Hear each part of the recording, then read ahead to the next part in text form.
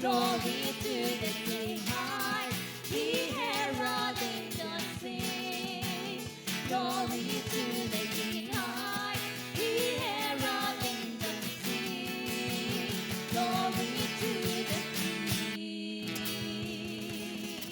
Hallelujah. We give you glory, Jesus. For singing out our praise.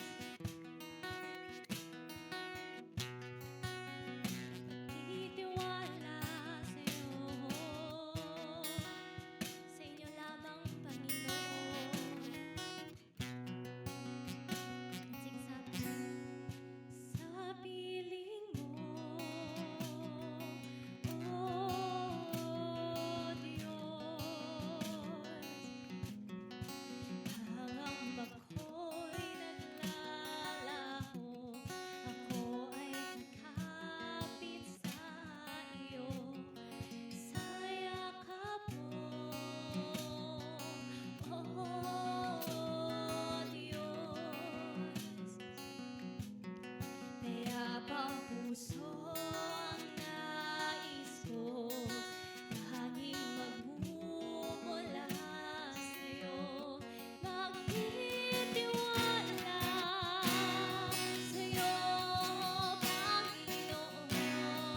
Ikaw ang sandigan, ikaw ang sandigan. Sa habang panahon, magtitiwala sa'yo, magtitiwala sa'yo, Panginoon. Ikaw ang kailangan sa habang panahon. Ang ako mo'y pinagbabago.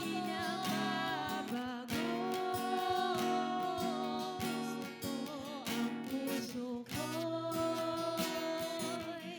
nananalig sa'yo. Sa'yo lamang, Panginoon. Minsan pa sa piling mo. Sa piling mo, oh Diyos. Pangamba ko'y naglalaho, ako ay kakapit sa iyo, sa yakap mo, oh Diyos. Payapang puso ang nais ko, tanging magmumula sa'yo. Magtitiwala sa'yo, Panginoon. Ikaw ang sandigan sa habang panahon. Magtitiwala sa'yo, magtitiwala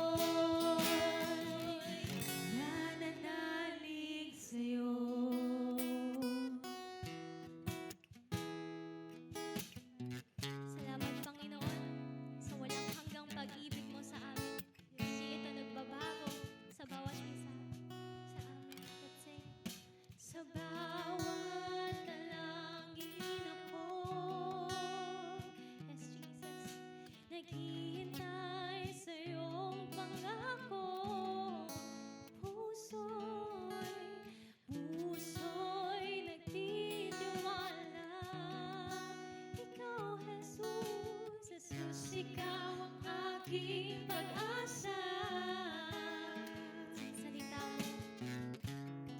Salita mo walang hanggan, ang aking panghahawakan.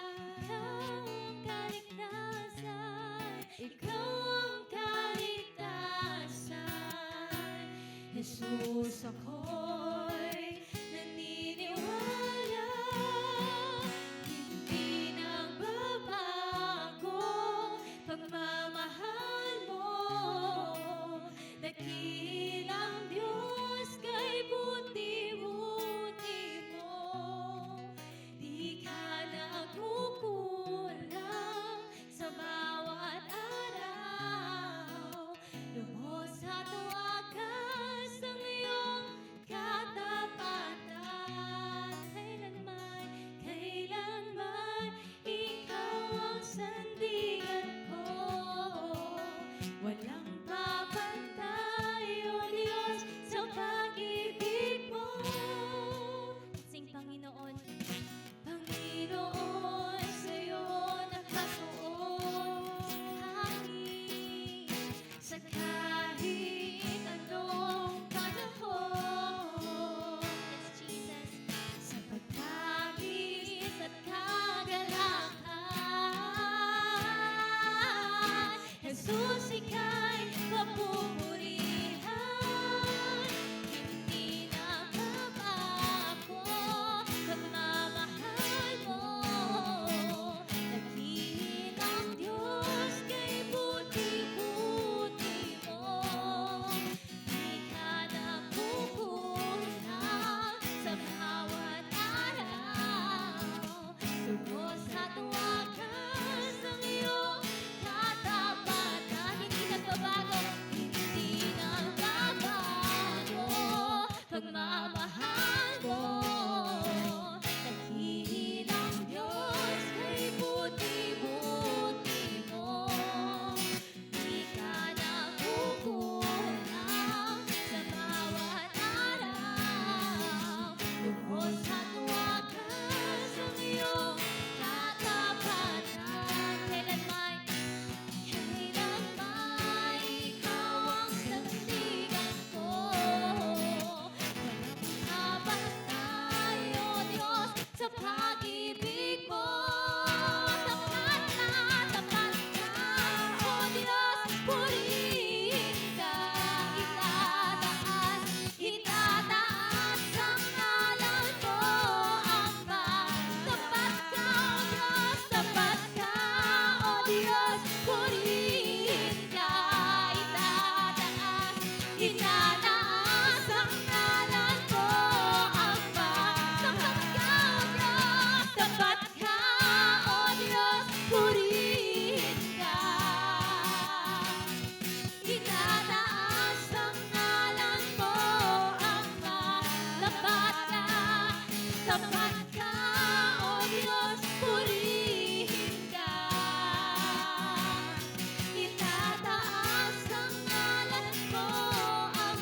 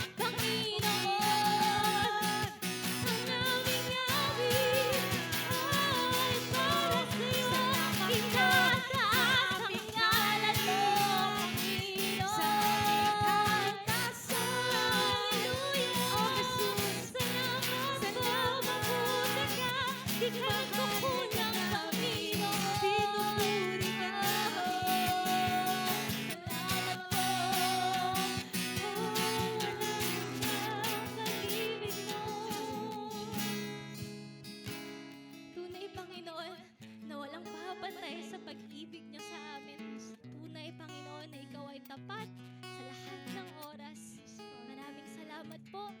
At patuloy ka namin aawitan ang iyong pangalan. Patuloy namin itataas. And this is all we pray in Jesus' name. Amen. Amen and amen. Praise God and a hallelujah to the Lord of Lords and King of Kings. You may all be seated. And this morning, to encourage us sa ating tithes and offering, let me read this passage from sa unang Juan, chapter 3, verses 17 to 18. Ang sabi po dito, kung meron man sa atin ang nasa mabuting pamumuhay at nakikita ang isang kapatid na nangangailangan ngunit hindi naman niya ito tinutulungan, masasabi ba natin na sumasa kanya ang pag-ibig ng Diyos? Mga anak, huwag tayong magmahalan sa salita lang, kundi ipakita natin sa gawa na tunay tayong nagmamahalan. Dito po sa liham ni Juan, pinapahatid niya ano ang pinagkaiba ng taong kumikilala sa Diyos na tinatawag niya ring mga anak niya at ang mga taong namumuhay pa sa kasalanan. At isa sa mga example ni Juan ay kung paano po tayo nagpapakita ng pagmamahal sa ating kapwa, gaya kung paano pinakita ng ating Panginoong Jesus ang kanyang pag-ibig sa atin. Ito po yung pag-aalay ng kanyang buhay para po sa ating kaligtasan. Dito po sa binasa natin sa verses 17 to 18, pinakita po sa atin ng Panginoon ang kanyang pamamaraan. Paano daw po natin maipapakita yung pagmamahal ng Diyos sa ating kapwa. So handa po ba tayong iparanas yung pagmamahal na yan sa mga taong kilala natin? Sa mga taong may mga pangangailangan. Paano daw po? Una, let us see the needs of others and help in ways we can. So tignan po natin ano po yung pangangailangan ng mga taong nakapaligid sa atin at tumulong po tayo sa kaparaan ng magagawa natin. Kung mayroon man sa atin ang nasa mabuting kalagayan, yan po yung sinabi dun sa verse 17. Ibig sabihin po, kung tayo ay may kakayahang tumulong at maging pagpapala sa iba, lalo na sa mga nangangailangan, ay ipagkaloob po natin ito ng bukal sa puso. Amen? Sabi po sa binasa natin, masasabi po ba natin na nasa atin ang pag-ibig ng Diyos kung tumutulong tayo sa iba? Yes. Kung handa tayong tumulong sa iba, pag-ibig ng Diyos po ang namumutawi or meron tayo sa ating puso. Sino po dito nakaranas ng tulungan ng ibang tao? Ayan, tayo yung nakatanggap, no? Help is on the way. Hindi po ba ang sarap sa pakiramdam? At yung feeling natin na sobrang nagpapasalamat tayo, di ba? Sa social media nga, minsan meron doon feeling grateful, di ba? Feeling blessed with halo pa nga sa taas at nakaganyan. Bakit? Kasi alam natin yung pakiramdam na, ay, tinulungan ako ng kapatid na ito sa sitwasyon na matindi yung pangangailangan ko. Sino naman po dito yung nagbigay naman po ng tulong sa iba? Yung nagawa mong tumulong sa ibang taong may pangangailangan. Hindi ba ganun din po yung pakiramdam? Na na-express mo yung pag-ibig mo sa pamamagitan ng pagtulong sa iba. Masasabi nating masaya sa puso, di ba? Yung paraan ng makapagbigay ng tulong sa iba. Kaya nga po nang naririnig natin na madalas, we are blessed to be a blessing. So as we are being blessed each day by the Lord, let us also be a blessing to the people around us, especially those who are in need. In that way, we can show and express the love of God to them. At pangalawa pong pamamaraan, dito na nasa binasa natin. Ano po yun? Let us show love not just in words, but in deeds. Hindi po pwedeng I love you words lang. Kailangan po may actions. Kailangan po may deeds. And for sure, itong verse 18 na to, madalas po nating naririnig at maaaring, I believe, nagagawa at nagagamit na rin po natin. And yes po, it's the truth from God's Word. Sabi po dito, ang tunay na pagmamahal ay hindi lang puro salita. Pero kahit sa gawa ay dapat nakikita po ito. Sa ating mga nanay, mga mamis natin, di ba, araw-araw, umagbangon tayo ng maaga. Bakit? Inaasikaso po natin ang ating mga anak. Hindi po maaaring sabihin, bumangon ka na anak at kumain ka ng almusal, pero pagbukas, lamesa lang ang meron dyan. Di ba? May almusal sila, may ginawa po tayong aksyon. Sa mga tatay natin, napakasisipag po, no? Talagang all effort, pabiyahe, mga traffic. Pero bakit po ginagawa yun? Kasi po kailangan niya mag-provide sa kanyang pamilya at para maipakita na mahal niya talaga sila. Siyempre, ganun din naman po sa Panginoon. Yung paglaan natin ng oras sa ating mga daily devotion, yung pag-attend po natin ng ating Sunday services sa ating mga gatherings ng church, at higit sa lahat yung pagsunod po natin sa kanyang utos. Ginagawa po natin ito dahil mahal natin ang Panginoon. Higit sa lahat, Siyempre, yung pagbibigay po natin, ito po yung nagpapakita rin po ng pagmamahal natin sa ating Diyos. Because we cannot love without giving. Napakahalaga po nung pagbibigay at pinakita po yan ng Panginoon sa atin. Nawa po, makita ng Panginoon ang ating pagmamahal sa Kanya dahil sa katapatan natin sa pagbibigay po natin ng ating tithes and offering. At nawa, maibahagi rin po natin yung pagmamahal ng ating Panginoon sa mga taong nasa paligid natin, higit po lalo dun sa may pangangailangan. So are you ready to share that love to God? Ready to share that love to other people? Amen and amen. So sa ating church, we have designated envelopes. The red, it is our tithes. The 10%, let's be faithful. Ibalik po natin sa Panginoon ang 10% na iyan. Sa ating mga offerings, we have blue para po sa ating special project. Sa ating white po, missions and benevolence. Ito po yung binabanggit natin kanina. Nais mo bang tumulong sa may pangangailangan ngayong sitwasyon na to?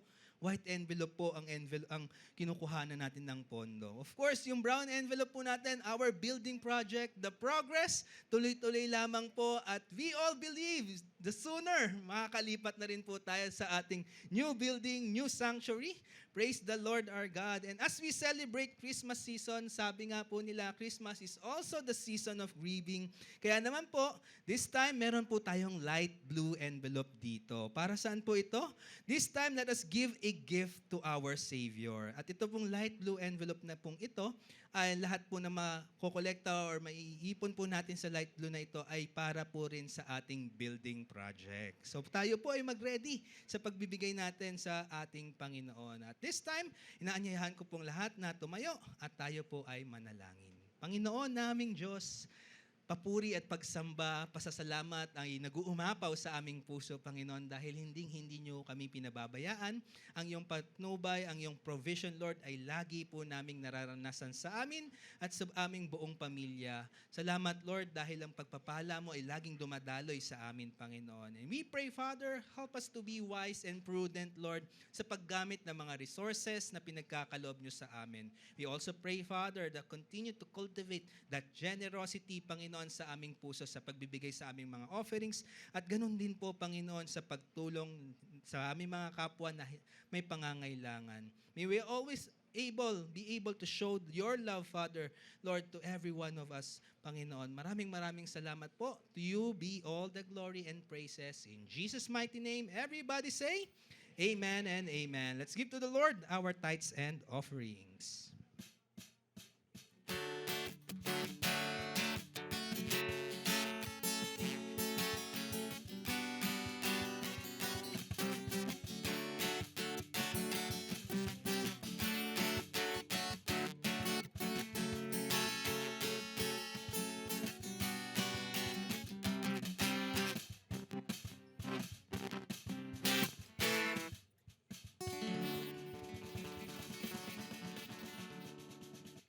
Praise God. Good morning. It's good to be in the house of the Lord with all of you. Palapakan natin ang Panginoon. Our greatest gift. Okay, let's talk about the greatest gift sa ating unang series sa The Gifts of Christmas. Love, hope, joy, and peace. Kung bibigyan po tayo ng quiz ngayon para isulat kung ano ang meron sa Christmas from A to Z, masasagot po kaya natin? Sige, sample tayo. Letter A, ano kayang sagot ni about Christmas ni Nainena sa Christmas alphabet natin? A, about ano kayang meron sa Christmas? Anything that is connected to Christmas that starts with A. Angels, very good. Yung iba, Angel's Pizza. Ang aga ng pagkain natin. B, Baby Jesus. Or baby boy, pwede. So, nagsulat ako. Sabi ko, C, Christmas Carol or Christmas Tree or Cheesy Bibingka. D, Divine Conception or David. E, Elizabeth. Wow. Or E, Egypt. Yan, may sagot na kayo. Kuya G, Ate Apple, pag nag-Bible quiz or nag-Christmas quiz tayo, no? F. Ha? Father God.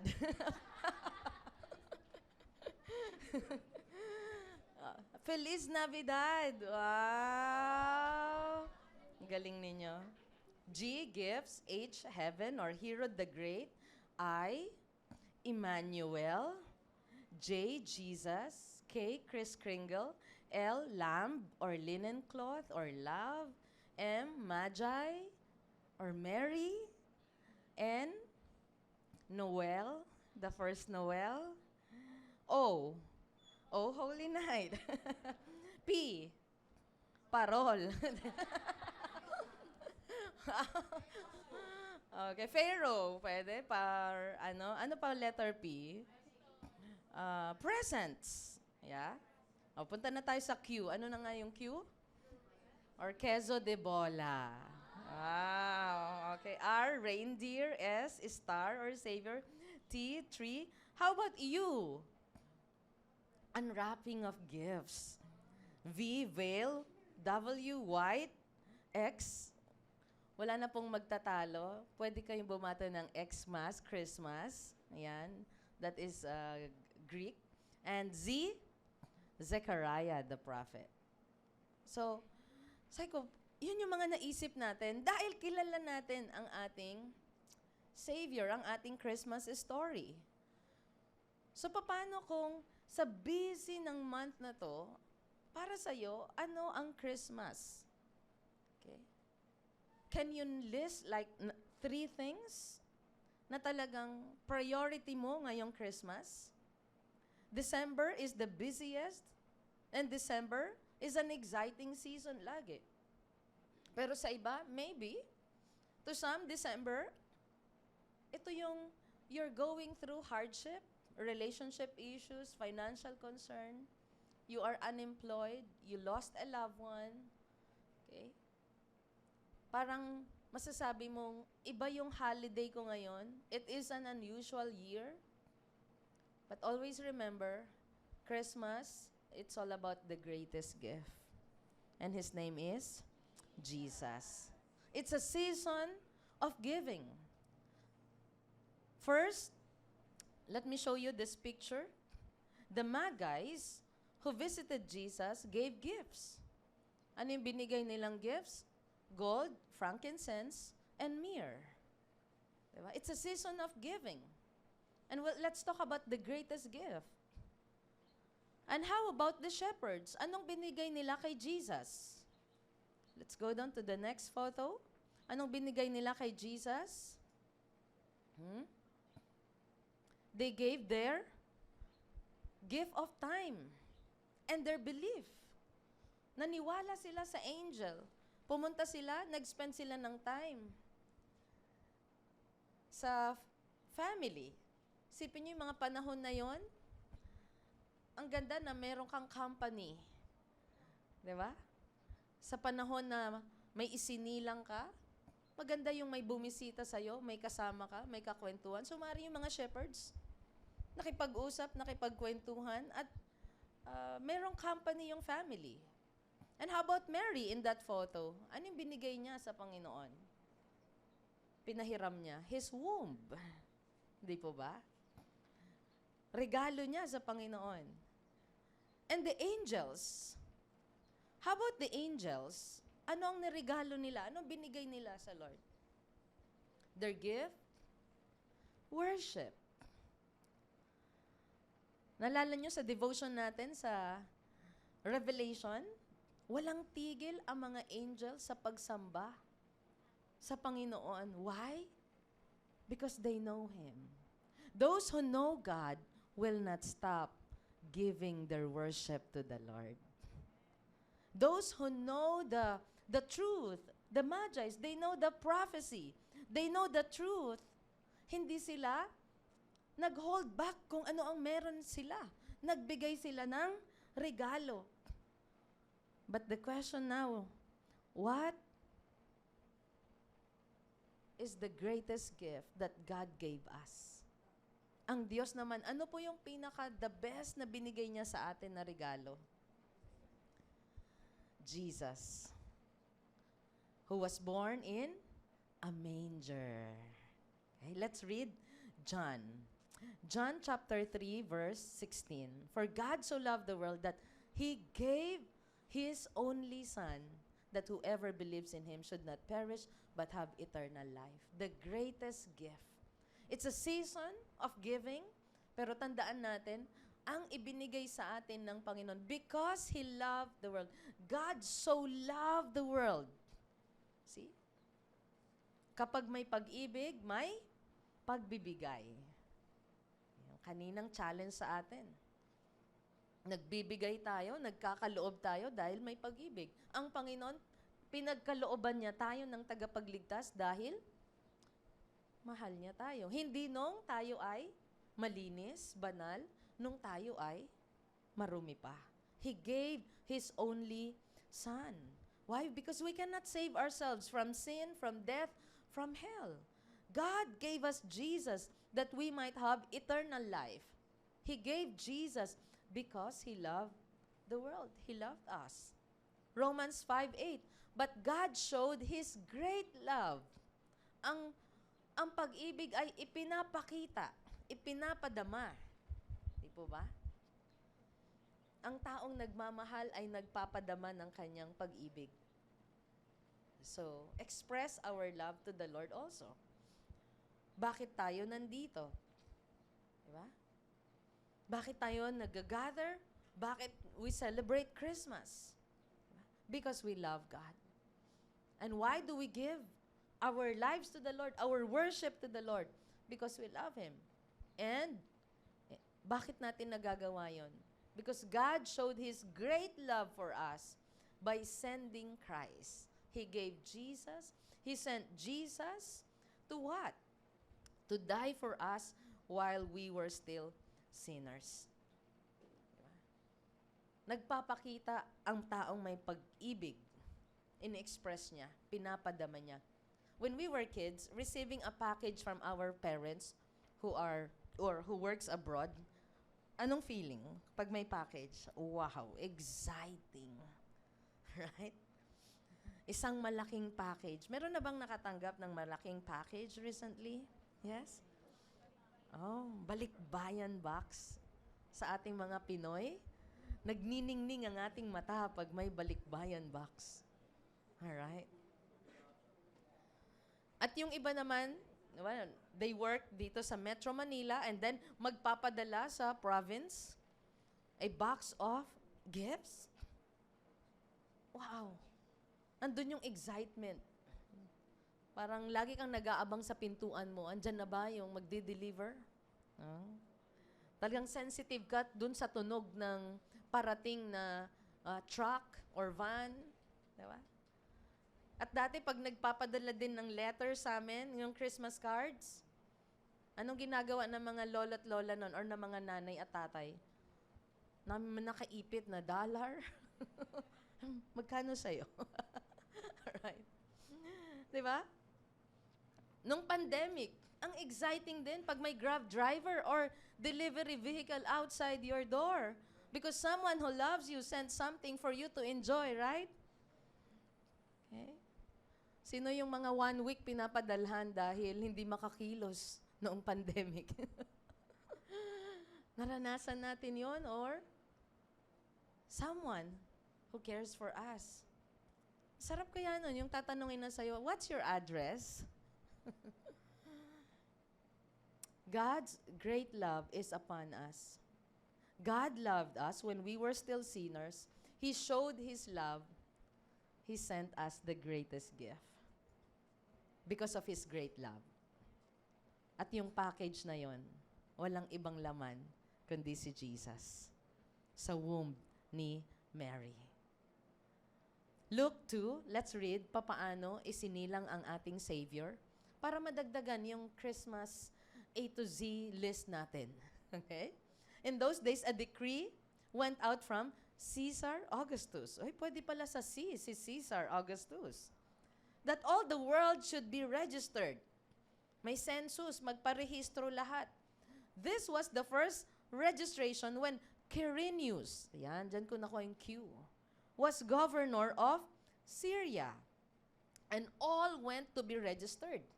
Each to his own town. By the way, you can write this sa inyong journal. Sa Christmas day or Christmas dinner ninyo, Basahin nyo lang po itong Christmas story sa inyong friends, sa inyong pamilya. Yan. Ipabasa natin sa ating mga anak or tayo mismo ang magbasa before our meal para lahat tayo naaalala at hindi nakakalimutan ang kapanganakan ng ating Panginoon. So sabi dito, and all went to be registered each to his own town, and Joseph. O, sa J, meron na tayong marami na tayong entry. Okay, Jesus, meron pang Joseph. Okay, and Joseph also went up from Galilee. Pwede pala ang Galilee. Okay? From the town of Nazareth. Kanina, Noel lang na isulat natin or nasagot natin. Ngayon, Nazareth. To Judea, another J. To the city of David, which is called Bethlehem. Oh, may entry na ulit tayo sa B. Bethlehem. Doon siya ipinanganak. Because he was of the house and lineage of David, to be registered with Mary, his betrothed, who was with child. Verse 6, and while they were there, the time came for her to give birth. Sakto naman. No? Na sa pagpaparegister nila sa census, ay kapanganakan na niya. And she gave birth to her firstborn son and wrapped him in swaddling cloths and laid him in a manger. Yung ating regalo naka-wrapped sa cloth. Tayo naghahanap pa tayo minsan ng mga pang-wrap, gift wrap natin na maganda, pinipili natin. Yung iba may mga ribbons pa, ang gagaling. Sino rito magaling mag-wrap? Diba? Yes, may mga talented sa gift wrapping. Tayo maghahanap pa, pipila pa tayo, kahit pang 50 tayo, basta maayos lang yung regalo natin. Diba? Yung iba may layer pa ng mga maninipis na paper. Pero gusto ko pong encourage kayo, mag-recycle tayo ngayong Pasko, okay? Yung mga paper bags, mga brown bags, kung meron pang newspapers, old calendars, gamitin natin yon pang gift wrap.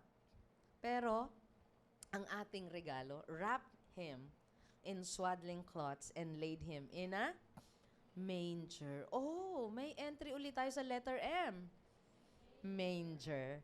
Because there was no place for them in the inn.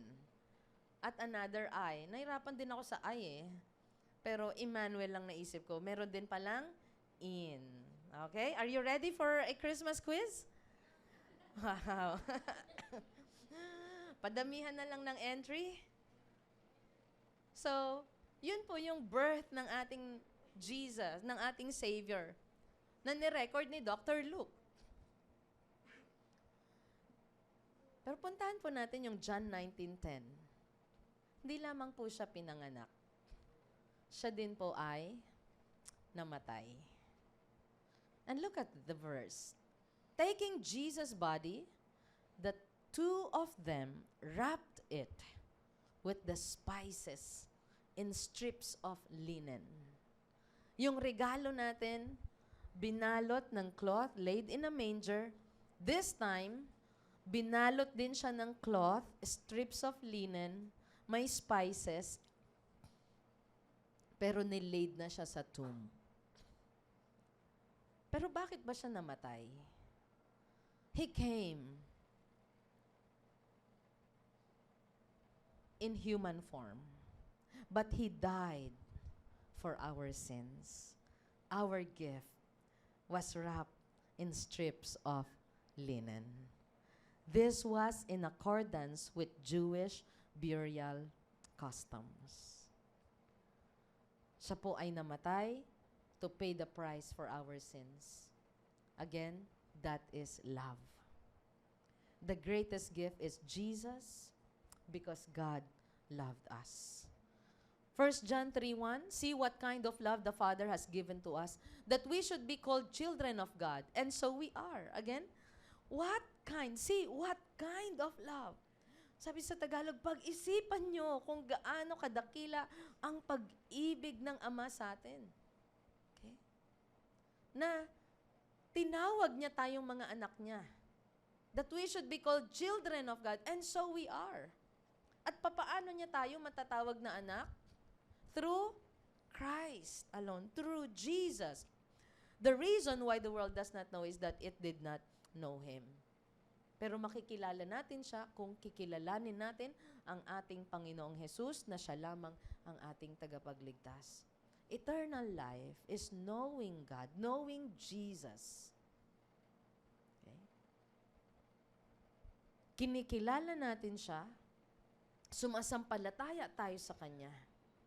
At dahil lahat po yun, sa pag-ibig ng Ama sa atin. Galatians 2:20, sabi ni Paul, I have been crucified with Christ. It is no longer I who live, but Christ who lives in me. And the life I now live in the flesh, I live by faith in the Son of God. Okay? Pinapamuhay na daw niya yung buhay niya sa pamamagitan ng pananampalataya kay Kristo. At sino si Kristo? The Son of God, who loved me and gave Himself for me. God the Father loved us. Jesus loved us. He loves us.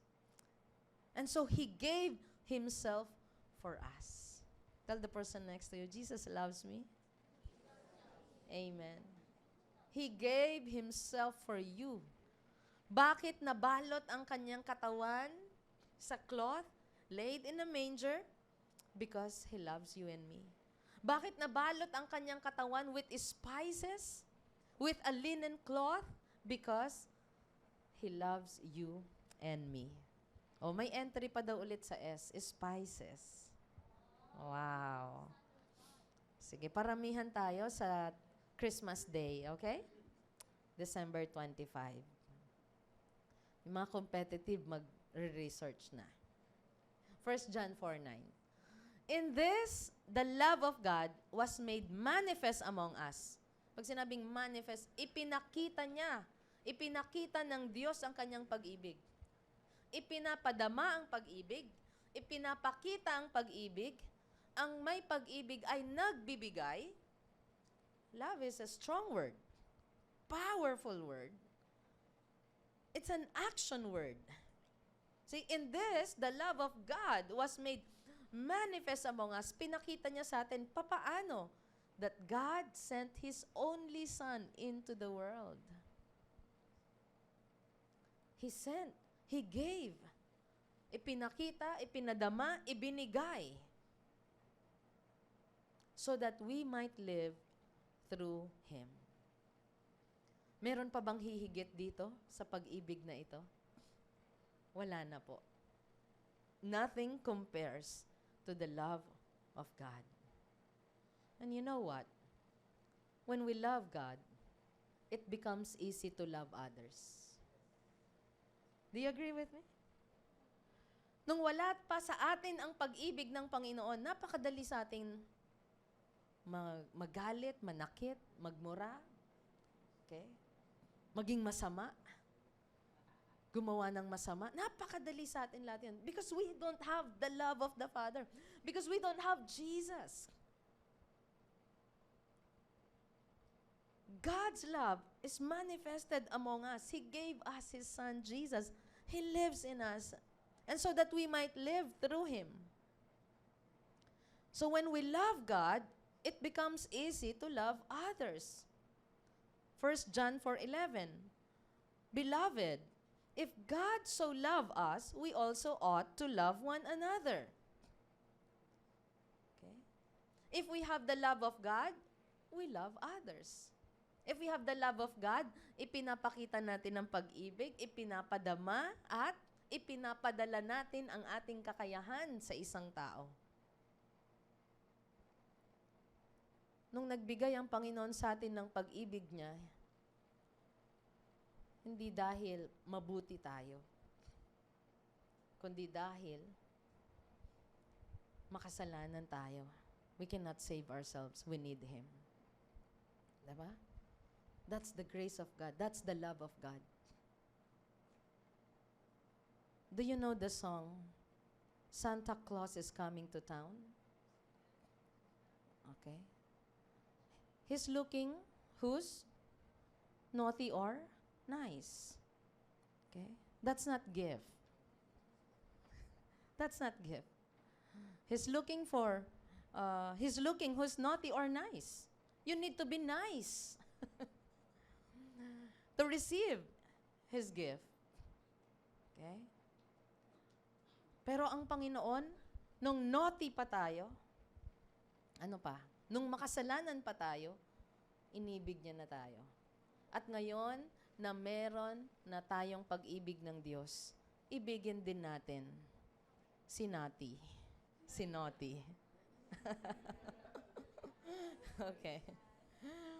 Ibigin din natin, kaya, I'm sorry kung may nati po dito, no? Ano na lang, nati na pagkain. Okay. Natella. Alright. Sabi ng husband ko, yes. O nga, masarap yun ngayong Pasko. Okay. So let us love others. Let us love those who need the Lord Jesus. Let us love the weak. Let us love the weary. Let us love the lost. And do not expect something in return when we give this Christmas. Amen? Ang Panginoon, minahal niya tayo nung hindi pa tayo kaibig-ibig. So because we have the love of God, let us love others. 1 John 4:11, ulitin ko. Beloved, if God so loved us, we also ought to love one another. Mga minamahal, kung ganoon na lamang ang pag-ibig ng Diyos sa atin, nararapat lang na mag-ibigan tayo. This Christmas, it's good to forgive as a gift. Okay? And there are practical things I want you to do this Christmas, but before that, let's look at the lessons. Number 1, God showed His great love through Jesus Christ. Ipinakita, ipinadama, ipinadala si Jesus because of His great love. Kaya hindi rin sa atin mahirap magpakita ng pag-ibig because we have the purest kind of love na nagmumula sa Panginoon. Amen? Number 2, Jesus gave His life that we might live through Him. Jesus conquered death. Jesus conquered the power of sin. Siya ay nabuhay, siya ay namatay, pero nabuhay na muli. Okay? Huwag natin kakalimutang nabuhay siya muli that we might live through Him. He conquered the power of the devil. Lahat yun ay nawasak niya, lahat yun ay nasira niya, at sa pamamagitan ng Panginoong Jesus, we will live through Him. So there's nothing to fear. At maging malalim ang reason ng ating season ngayon. And number 3, because we have the love of God, let us love one another. Forgive each other. Okay. Love the lost. Love the weak. Let us continue to serve each other. Equip, edify, disciple. That is love. Feed. Feed the flock with the Word of God. Hindi tayo titigil na gawin ang ating calling, ang pinagagawa sa atin ng Panginoon. And for our application, give what you can afford this Christmas. Give what you can. Give what you have. Do not stress yourself. Okay? It's okay to give practical things. What your loved ones need. Diba? Ano yung mga kailangan nila? Kaya wag na pong magtampo yung asawa kung binilhan ka ng isang set ng boxers. Okay? Ano pa? Mga anak, isang dosenang medyas. At bawat medyas, merong cash. Wow. biglang nagising lahat. So, okay lang ba yon? Isang dosenang medyas na may cash ang bawat medyas? Wow, 24 yon. 24 sacks. Wow. So, give what you can. It's okay, no? To give practical things this Christmas. And if you have extra, nakapag-prepare ka, yeah, give whatever you can afford. At kung sakali man na merong taong laging nagbibigay sa'yo, maaaring hindi ka makatanggap mula sa kanya ngayon, huwag maging mapaghanap. Alright? Maaring ang taong yon ay dumaraan sa hardship, di ba? Iba-ibang sitwasyon natin ngayon. At yung mga salitang, gulatin mo naman ako, huwag niyo pong gulatin kung hindi niya kaya, dahil magugulat talaga kayo. Can I hear amen? Okay. Kung may panggulat ka, pwede. Pero kung hindi, baka magulat ka rin sa bill mo. Pag dumating na yung bill mo, mas masakit na gulat yon. Okay? Ang gulatin natin ang Lord sa ating pagmamahal sa Kanya. Give your life to the Lord. Kung nalihis tayo, recommit your life to the Lord this Christmas. Commit your life to Him. Begin attending gatherings again kung nalihis ka po. Huwag natin ikahiya ang paglapit sa Lord. Huwag natin ikahiya ang pagbabalik loob sa Kanya. Mas ikahiya natin ang paglayo sa Kanya. Mas ikahiya natin ang paggawa ng kasamaan. Amen? Commit your life to the Lord. Recommit or rededicate your life to the Lord. Give your heart. Give your life to Jesus. And number 3, give Jesus to the weak and to the lost. In your Christmas parties, with friends and relatives, before praying for your meals, tell them the reason for this season is Jesus. Why we have Christmas. Who is the greatest gift? Tell them that Jesus loves them.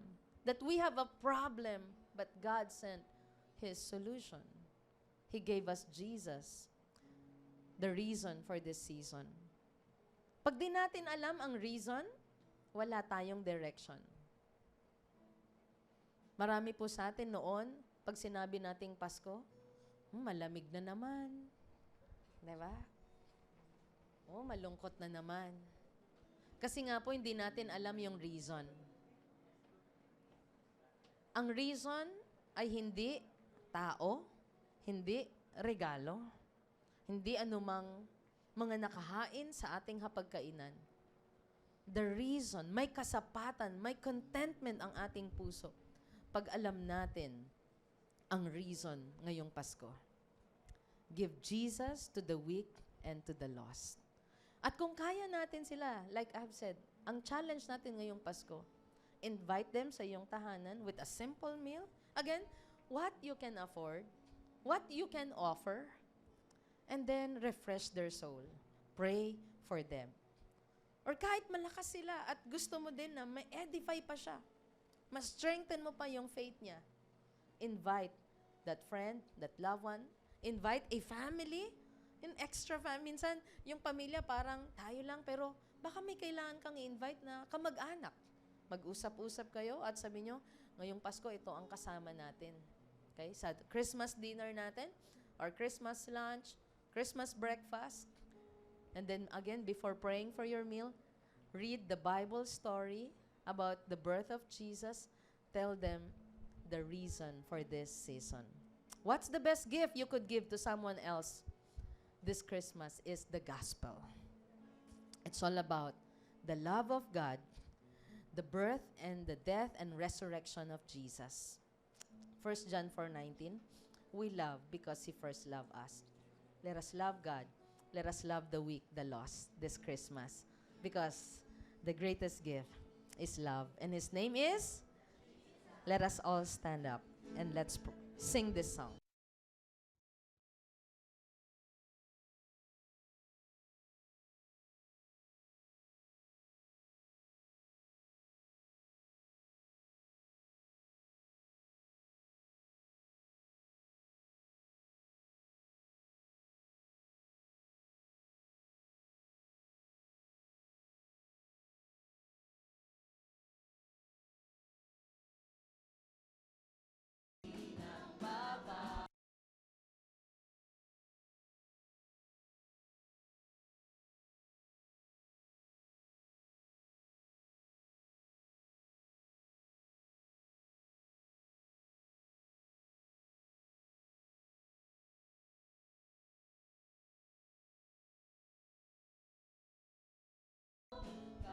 For the last time, let's sing. Di nagbabago, pagmamahal mo. Dakilang Diyos kay buti-buti mo. Di ka nagkukulang sa bawat araw. Lubos at wagas ang iyong katapatan. Kailanman ikaw ang sandigan ko. Walang papantay, O Diyos, sa pag-ibig mo. Amen. Walang papantay sa pag-ibig ng Diyos. Before we end in prayer, let me challenge you. Dagdag ko po, imbitahan nyo sila sa ating mga gawain. Yung Christmas Day, December 25, meron tayong isang Christmas service at potluck. Invite your friends to join us. The weak, the lost, okay? Or kahit sino na sa tingin mo, kailangan niya ng ka-fellowship, na-isolate siya, isama niyo po sila. Amen? Can you do that? Ipakita, ipadama natin ang ating pagmamahal sa Diyos at sa mga taong pinagkatiwala niya sa atin. Lift your hands and let's pray. Thank you, God. You showed your great love to us through Jesus Christ. And we receive Him with great faith. Jesus, thank you. You gave your life for us that we might live through you. Help us to love and adore you all the days of our lives. And help us, dear Holy Spirit, empower us to love the people you have entrusted to us, our friends, our family. Lord, the flock, our spiritual family na binigay mo sa amin, napakalaking pagpapala po nito. Salamat. We have each other through thick and thin. Thank you so much. At ngayong Pasko, maipadama po namin patuloy ang pag-ibig namin sa inyo, sa aming pagsamba, sa aming paglilingkod, sa aming pag-abot, sa nanghihina, sa naliligaw, sa nangangailangan ng pag-ibig mo. Lord, anoint our lips, empower us to share the best gift that we could give to others, and no other than your Son, Jesus Christ, the gospel. Samahan nyo kami sa aming workplace, sa eskwelahan, sa lahat ng aming pupuntahan, magliwanag kami. Ang makita nila sa amin ay ang makapangyarihang pag-ibig mo. Thank you for all you've done in our hearts today. In Jesus' name we pray. And everyone said, palakpakan po natin ang Panginoon. Thank you so much. God bless you, your small group, your family. See you again next week.